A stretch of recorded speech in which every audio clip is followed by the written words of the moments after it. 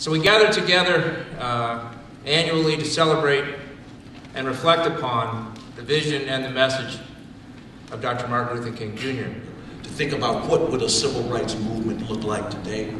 The fact that it would look like we need to be focusing on inequality, economics, education, and above all, voting in 2015.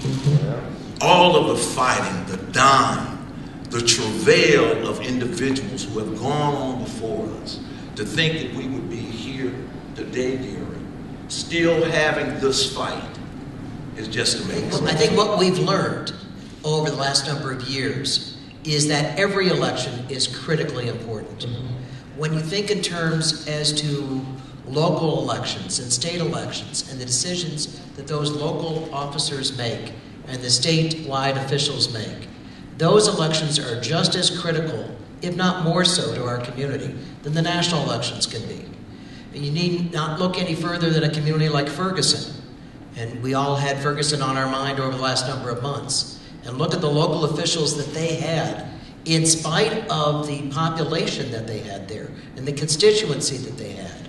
And it's a great example of why there aren't any off-year elections and why there is a need for, the type of reform that Lee was just referencing, to make sure that everyone can vote. It is very scary to think in terms of some of the changes that have occurred over the last 10 years that have greatly restricted the vote. One of the things I wanted to say was the fact that we need to have a reallocation of how we spend our resources.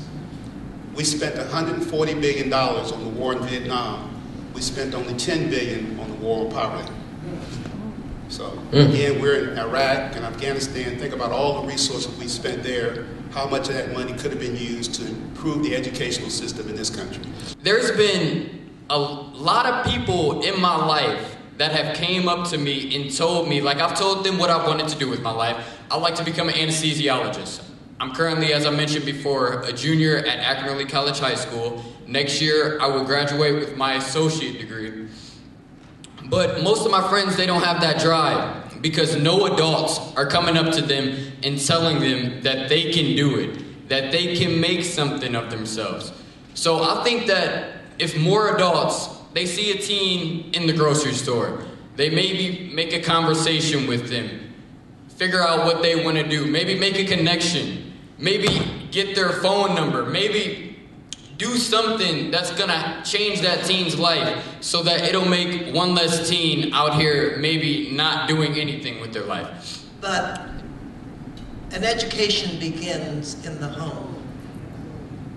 And it begins with the father, the mother, working with the child. And then it goes into the education. And not one of us in this room has reached a point where we don't have something new to learn. For an education is really everything you have forgotten when you have learned everything you can. And how can half of the prison population be people of color?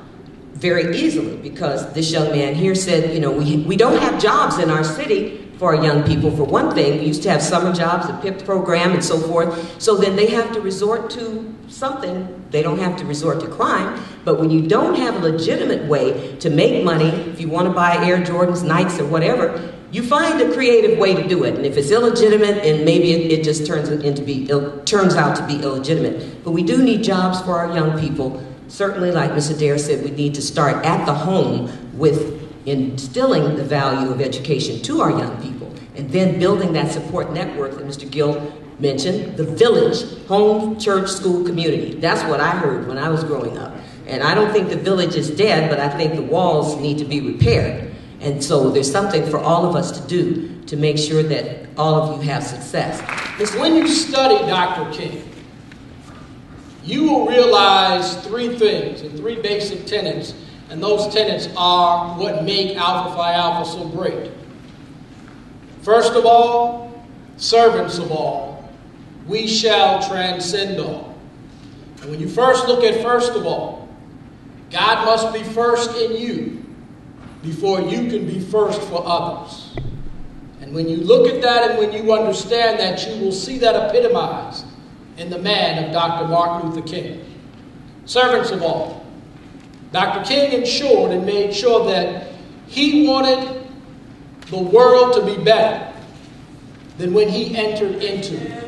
A servant of not just his community, not just the state in which he lived in, not just the country in which he resided in, but the entire world. And then finally, we shall transcend all. After we have gone, God has called us home.